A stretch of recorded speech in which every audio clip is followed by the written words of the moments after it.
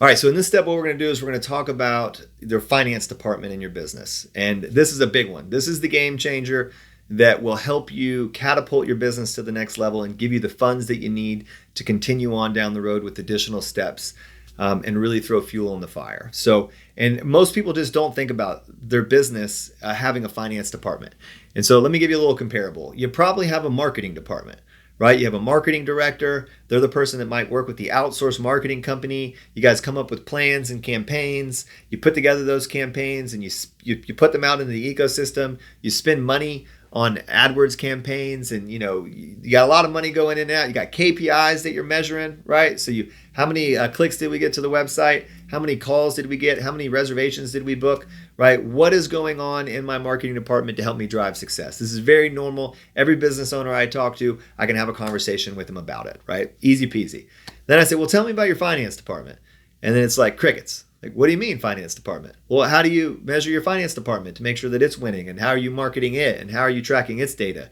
And they're like, what data? Well, I don't know what you mean. Okay, so this is the biggest thing that you can do to have the largest impact on your business without spending any more money, because your customers are already coming in the door. All right. And before we throw fuel on the fire and get more customers to come down, you need to have this in place so you can drive success in it. Okay. So what does it mean to have a financing department? It means that you have a person that's in charge of the financing. Let's call them your financing director. Okay. They are going to have relationships with all of your different lenders. And you need to build the perfect lender lineup and have about 5 lending options so you can get everyone approved in the different credit profiles that are walking through your door. So that person handles those relationships and works with those lenders to make sure that you have those options available to your customers. Once you have the financing, you're going to build that into a software platform that allows your customers to fill out one application and move through the process so they can get their approval, right? And then in that software, what you're going to be able to do is you're going to be able to track data. And the data that you should really be focusing on is the number of applications that you're getting as a business. And you want to track that at the micro level on each employee. You want to track your approval rate as a blended rate. It's very important to know, of the 5 companies, if I run 100 applications, how many did I get approved? And you should really be running at about a 45% approval rate or better. If you are below that number, then you have got to go back up to the perfect lender lineup. You got to work with your lenders to make sure that they're approving all of the people that they can. And if not, you're going to pop in a new lender, take one out, and make sure that you have the right credit profiles to move forward. Now, we get the approval rate over 45%. Now what we're going to do is we're going to focus on close percentage. And really I've never spoken to anyone that knows their close percentage. All right. So the close percentage is going to be, if I got 10 deals approved and then I closed 5 of them, I have a 50% close ratio. You got to know what that number is. I operated for years and years and years under the assumption that it was 100%. Why would anybody fill out a credit application, get approved, and then not make the purchase? Like, that's not happening, right? Oh, was I wrong? Okay. We started to track it and we were below 50%. So I was like, are you kidding me? Like 1 out of 2, like, people are leaving. And so we figured out why. And it was just bad communication. We weren't educating the customer up front well enough. We weren't assuming the sale when we were done. And we started to teach and train and role play around it. And so what I was able to do is identify the close ratio for each individual staff member. And then I was at 50%. So everybody that was above 50%, I would shadow them and see what they were saying, learn from them. And then I would go and I would teach that to the people that were below 50%. And then the people that were below, we would start to inch them up.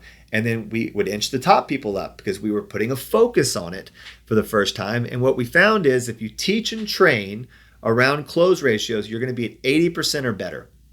So let's say, for instance, you, over the course of a year, you get 100 approved deals and you're only closing 50% of them.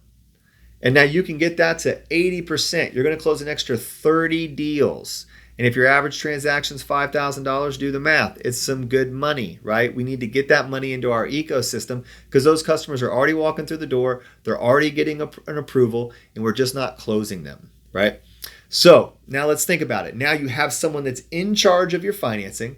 They're communicating with the lenders to make sure that you have the perfect lender lineup.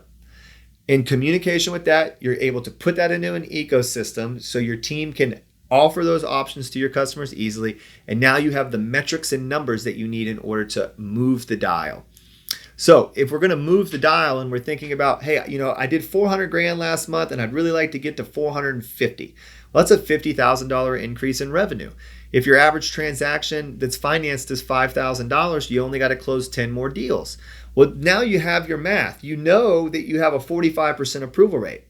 So if you get, let's make that 50% for fun. If you get 20 more apps, you're going to get 10 more deals. All right, if those 10 deals are approved and you're at an 80% deal, you got 8 more closes. 8 times 5, I'm at 40 grand. I'm almost to my number.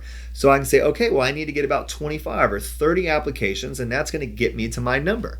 So now you can go to the team and you say, team, we got a new goal, 450. We're going to hit it. It's on the war board. I got it up here big for everybody. I want everybody to think about that on a daily basis. 450. You walk through the door, smack 450. We're hitting it. Here's how we're going to do it. Last month, we got 100 applications. You guys crushed it. Fantastic work. I want to commit to 1 additional application per day. I want to get to 130 applications. If we do that, it's going to get us the $50,000 we need in order to hit our goal. We're going to teach and train our team on it. We're going to get buy-in on it.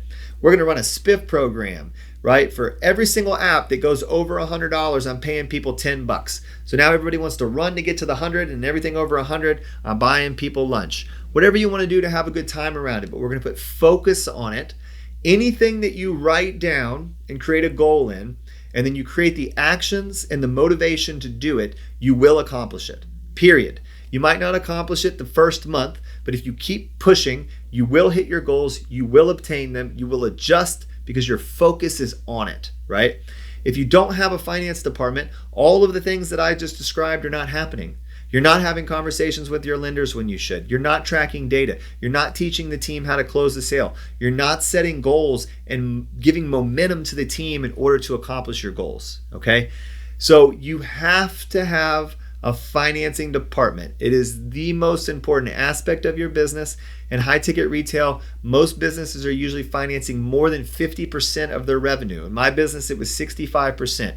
If I did not focus on financing and I just let it happen however I wanted it to happen, my sales would have just plummeted because literally almost all of my business was financed. So you really, really, really need to have a finance department. Focus on those key metrics. Treat it just like your marketing department. And I tell you what, you will watch your business change. So hope that was helpful. Look forward to helping you drive success in your business. And you know what we got to do now. Let's get to the next step.